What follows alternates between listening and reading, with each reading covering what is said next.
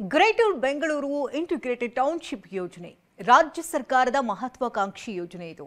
ಆದರೆ ಈ ಒಂದು ಯೋಜನೆಗೆ ರೈತರಿಂದಲೇ ಪರ ವಿರೋಧ ಅಭಿಪ್ರಾಯ ವ್ಯಕ್ತವಾಗಿದೆ. ಇದು ಸಾಕಷ್ಟು ಜಟಾಪಟಿಗೂ ಕೂಡ ವೇದಿಕೆಯಾಗಿದೆ. ಈ ಕುರಿತ ಒಂದು ಸ್ಪೆಷಲ್ ರಿಪೋರ್ಟ್ ಇಲ್ಲಿದೆ.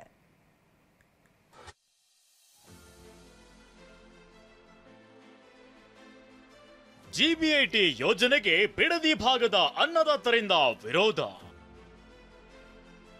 ಜಿಬಿಐಟಿ ಅಂದ್ರೆ ಗ್ರೇಟರ್ ಬೆಂಗಳೂರು ಸಮಗ್ರ ಉಪನಗರ ಯೋಜನೆ.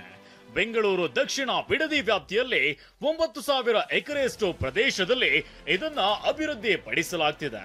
ರಾಜ್ಯ ಸರ್ಕಾರದ ಸುಮಾರು 20,000 ಕೋಟಿ ರೂಪಾಯಿ ಮೊತ್ತದ ಯೋಜನೆ ಇದಾಗಿದೆ. ಜಮೀನಿನ ಮಾನದಂಡದ ಆಧಾರದ ಮೇಲೆ ಪ್ರತಿ ಎಕರೆಗೆ 1.50 ಕೋಟಿಯಿಂದ 2 ಕೋಟಿ ರೂಪಾಯಿ ಪರಿಹಾರ ನೀಡುವುದಾಗಿ ಡಿಸಿಎಂ ಡಿಕೆ ಶಿವಕುಮಾರ್ ಭರವಸೆ ನೀಡಿದ್ದಾರೆ. ಆದ್ರೆ ಈ ಯೋಜನೆಗೆ ಆರಂಭದಲ್ಲಿ ರೈತರಿಂದ ತೀವ್ರ ವಿರೋಧ ವ್ಯಕ್ತವಾಗ್ತಿದೆ. ಜಿಲ್ಲಾಧಿಕಾರಿ ವಿರುದ್ಧ ಮಾಜಿ ಶಾಸಕ ಗಂಭೀರ ಆರೋಪ. ಬೇನಾಮಿಯಾಗಿ 300ರಿಂದ 400 ಎಕರೆ ಖರೀದಿ ಅಂತ ಬಾಂಬ್. ಒಂದೆಡೆ ಗ್ರೇಟರ್ ಬೆಂಗಳೂರು ಸಮಗ್ರ ಉಪನಗರ ಯೋಜನೆಗೆ ಭೂಮಿ ನೀಡೋದಿಲ್ಲ ಅಂತ ಬೈರಮಂಗಲ ಗ್ರಾಮದ ಬಳಿ ಕಳೆದ ಹಲವು ದಿನಗಳಿಂದ ಪ್ರತಿಭಟನೆ ನಡೆಯುತ್ತಿದೆ. ಈ ಮಧ್ಯೆ ಬೆಂಗಳೂರು ದಕ್ಷಿಣ ಜಿಲ್ಲಾಧಿಕಾರಿ ಯಶವಂತ್ ವಿ ಗುರುಕರ್ ವಿರುದ್ಧ ಮಾಜಿ ಶಾಸಕ ಎ ಮಂಜುನಾಥ್ ಹೊಸ ಬಾಂಬ್ ಸಿಡಿಸಿದ್ದಾರೆ. ಯೋಜನೆ ಘೋಷಣೆ ಮುನ್ನವೇ ಬಿಡದಿ ಭಾಗದಲ್ಲಿ ಜಿಲ್ಲಾಧಿಕಾರಿ ಬೇನಾಮಿಯಾಗಿ 300ರಿಂದ 400 ಎಕರೆ ಜಮೀನು ಖರೀದಿಸಿದ್ದಾರೆ. ಈ ಬಗ್ಗೆ ಸಮಗ್ರ ತನಿಖೆ ಆಗಬೇಕು. ಈ ಬಗ್ಗೆ ಸರ್ಕಾರದ ಕಾರ್ಯದರ್ಶಿ ರಾಜ್ಯಪಾಲರಿಗೆ ಲೋಕಾಯುಕ್ತಕ್ಕೆ ದೂರು ನೀಡ್ತೇವೆ ಅಂತ ಹೇಳಿದ್ದಾರೆ.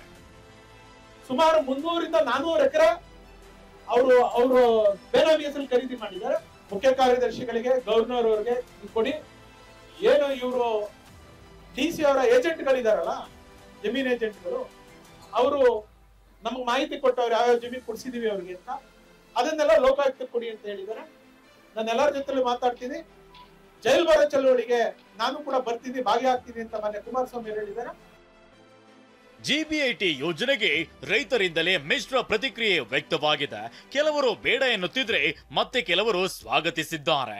ಕೆಂಪು ವಲಯ ಅಂತ ಘೋಷಣೆ ಮಾಡಿದ್ರಿಂದ ನಮ್ಮ ಜಮೀನನ್ನ ಯಾರೂ ಕೇಳ್ತಿರ್ಲಿಲ್ಲ. ಆದ್ರೀಗ ಯೋಜನೆಯಿಂದ ನಮಗೆ ಅನುಕೂಲ ಆಗಲಿದೆ ಎನ್ನುತ್ತಿದ್ದಾರೆ. ಈ ಮೊನ್ನೆ ಬರೋದು ಸುಮ್ಮನೆ ಗಾಳಿ ಗುಂಡಾಡ್ಸೋದು ಹೋಗೋದು.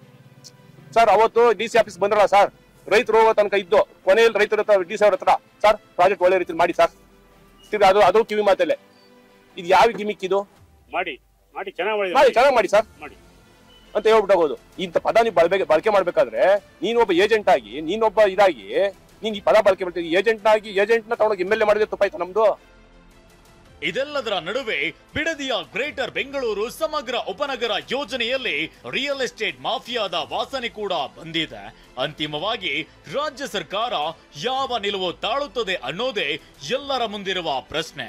ಪ್ರಶಾಂತ್ ಹುಲಿಕೇರೆ, TV9 ರಾಮನಗರ.